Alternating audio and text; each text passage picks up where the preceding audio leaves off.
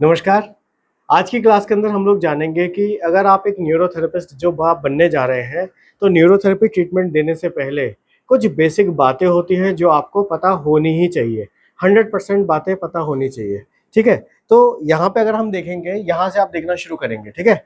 तो न्यूरोथेरेपी उपचार के दौरान ध्यान रखने वाली आम बातें, ठीक है? कौन-कौन सी बातें हैं? पेशेंट के लिए कुछ चेतावनियाँ हैं कि ठीक है? ध्यान से देखिएगा और समझ लीजिएगा। पेशेंट के लिए क्या है?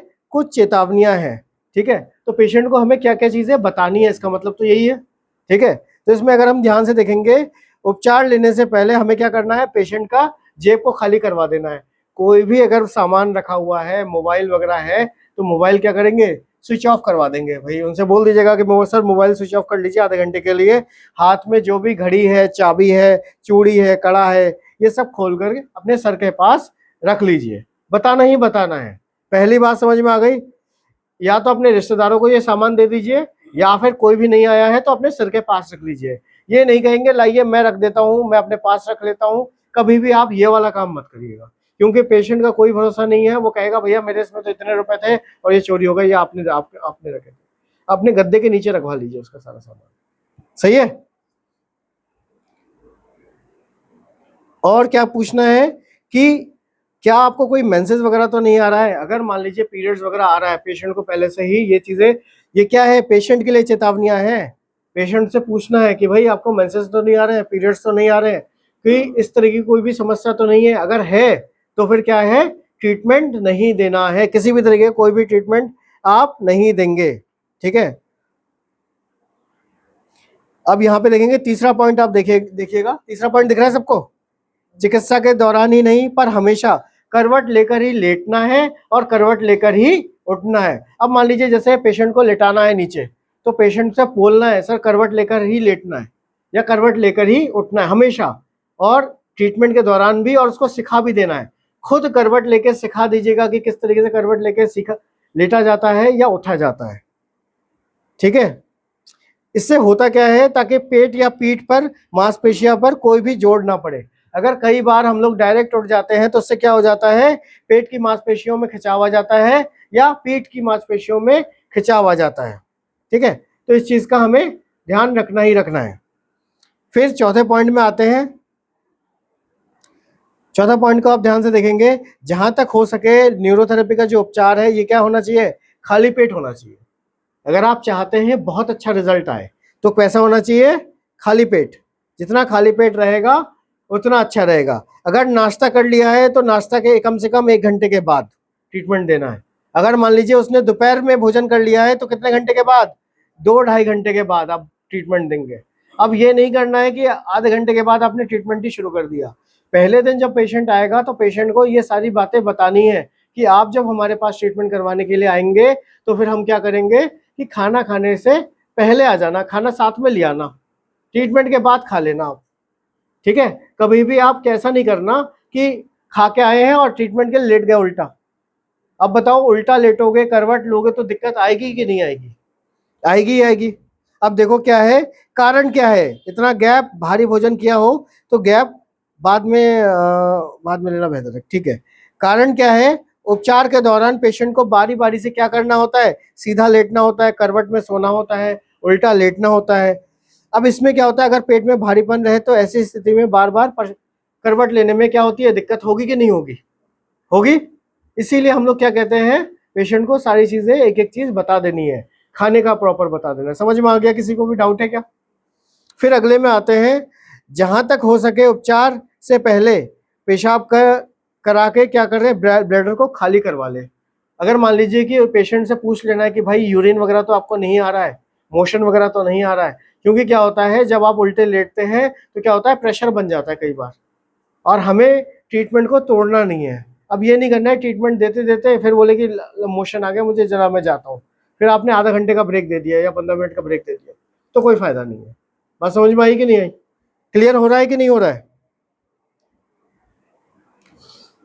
थेरेपिस्ट क्या करता है? जांग के नीचे तकिया लगाते वक्त कमर को नहीं उठाना है। जब आप तकिया लगा रहे हैं नीचे की तरफ तो पैरों को मोड़ेंगे और पैरों के बीच में तकिया लगा देना है, ठीक है? मैं आपको वीडियो में दिखा दूंगा कि किस तरीके से वो होगा, वो अलग हम पार्ट में बना लेंगे, ठीक है? कमर को नहीं उठाएंगे। और वैसे ही क्या करेंगे, टांगों के नीचे तकिया लगाते समय दोनों पैरों को भी नहीं उठाना है। जैसे बोलते हैं ना पैर उठाइए, दोनों पैर ऐसे सीधे उठा लिया और पैर के नीचे तकिया डाल दिया, वैसे नहीं काम करेंगे। पैरों को मोड़ेंगे और पैरों के बीच में तकिया लगा देंगे। ठीक है, इससे हो क्या सकता है, अगर मान लीजिए कि उसने सीधे पैर उठा दिया, पेशेंट थेरेपिस्ट वहां खड़ा हुआ था, आपके ही मुंह पे पैर लग जाएगा उसका। समझे नहीं समझे? आप ऐसे झुक के खड़े हुए थे और तकिया लगाने के लिए उसने पैर उठाया और धन से मुंह पे लग गया, तो वो क्या होगा, मामला खराब होगा कि नहीं होगा?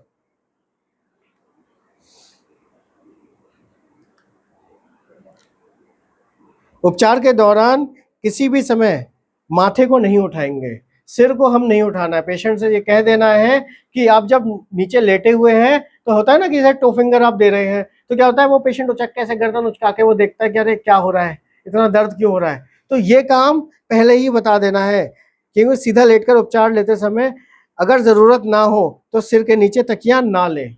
ये चीज बिल्कुल ध्यान रखिएगा। अगर पेशेंट को, जैसे ये नहीं कि पेशेंट की आदत है सर के नीचे तकिया लगा के लेटने की, तो आपने कहा लगा लो। अगर जरूरत नहीं लगती है, पेशेंट की गर्दन आराम से नीचे रख सकता है, तब तकिया नहीं लगाएंगे। अब मान लीजिए कि वो सीधा लेटा और गर्दन इतनी हवा में उठी हुई है, होता है एनक्लोजिंग स्पॉन्डिलाइटिस के केस में होता है, गर्दन उठी हुई है, तब तो लगाना ही लगाना है। अब तब नहीं लगाओगे तो दिक्कत बढ़ जाएगी उसकी। ठीक है, तब उसके गर्दन में भी दर्द आएगा, वो काम नहीं करना है।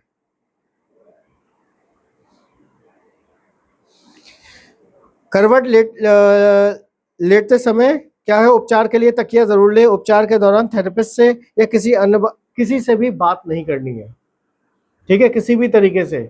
आप थेरेपिस्ट हैं, आप पेशेंट से बात नहीं करेंगे ज्यादा, जितनी जरूरत है बस उतनी ही बात करनी है हमें।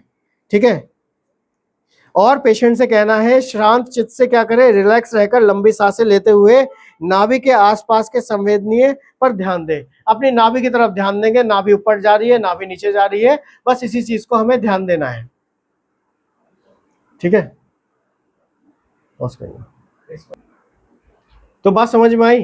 तो क्या करेंगे, पेशेंट से कहना है कि जब तक आपका ट्रीटमेंट चल रहा है आंखें बंद कर लीजिए, लंबी गहरी सांसें लीजिए और नाभि की तरफ ध्यान दीजिए और नाभि से सांस लीजिए। नाभि से सांस लेने का मतलब क्या है, नाभि पेट आपका ऊपर नीचे होगा।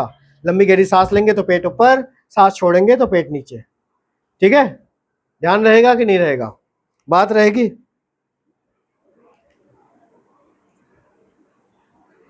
अब कई बार क्या होता है, पेशेंट कहते हैं थेरेपिस्ट से कि थेरेपिस्ट का तो वजन ही कम है जी, वजन उसका नहीं है, बहुत ज्यादा वजन तो नहीं है। ठीक है,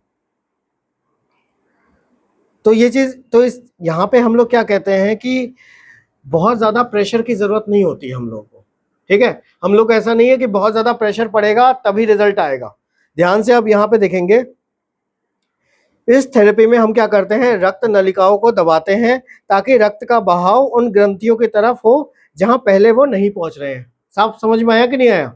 वो क्या कर रहे हैं, हम लोग ब्लड सर्कुलेशन को बढ़ा रहे हैं उस ऑर्गन की तरफ जहां पे वो ब्लड सर्कुलेशन पहले नहीं जा रहा था। ठीक है, इसमें वजन का कोई काम नहीं है। अगर थेरेपिस्ट कम वजन का भी हो, कम प्रेशर डाले, पर जगह सही है, तब भी क्या होता है, उतना उपचार में उतना ही प्रभावशाली होगा जितना एक भारी व्यक्ति देता है ट्रीटमेंट। उससे कोई फर्क नहीं पड़ता कि आप प्रेशर कितना दे रहे हैं, बस ध्यान क्या रखना है, जगह सही होनी चाहिए। बात समझ में आई कि नहीं है आप लोगों को? क्या ध्यान रखना है, जगह सही होना चाहिए। ठीक है, अब क्या होता है, साधारणतः हमारे प्रेशर का कोई दर्द महसूस नहीं होना चाहिए। ध्यान रखेंगे आप कि जब भी आप पेन, गॉल, स्प्लीन, लिवर जैसे अभी आगे सिखाएंगे, तो आप जब खड़े हो रहे हैं तो हमें ये ध्यान रखना है कि भाई कोई प्रेशर, उसको दर्द नहीं फील होना चाहिए। आप जांग के ऊपर खड़े हैं तो ये नहीं कि वो चेहरा चीख रहा है, दर्द के मारे छटपटा रहा है, कोई दर्द नहीं होगा। अगर दर्द हो रहा है तो थेरेपिस्ट से जरूर कह दे कि वे पैर का जो एंगल है, एंगल का क्या कर दे, तरीके को बदल दे, जो जिस एंगल में वो दे रहे हैं प्रेशर। ये चीज आप हमेशा ध्यान रखेंगे, जब आप पैर रखेंगे किसी के भी बॉडी के ऊपर तो आप क्या करेंगे, मसल्स को नीचे पुल करना है।